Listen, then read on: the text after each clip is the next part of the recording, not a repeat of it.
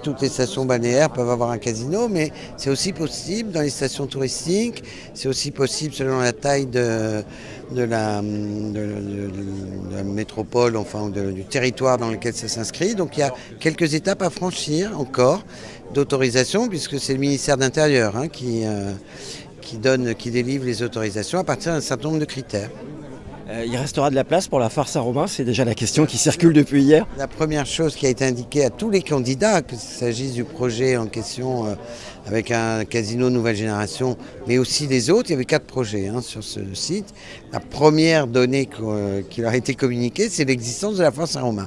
Et donc l'obligation de ne pas déborder pour permettre au plan de foire tel qu'il a été consolidé l'année dernière, de continuer à exister, et puis surtout les voies pompiers, etc. Tout ça a été intégré et communiqué à tous les candidats.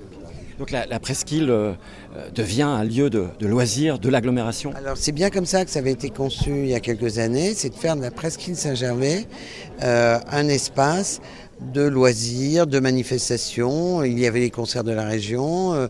Lorsqu'un cirque vient à Rouen, il s'implante sur cette presqu'île. Il y a la foire Saint-Romain, c'est plutôt en fin d'année. Mais voilà, c'est l'idée d'en faire un espace, un lieu de loisirs et de détente. Tout ça en complète coordination et accord avec le Grand Port Maritime qui est propriétaire de la presqu'île.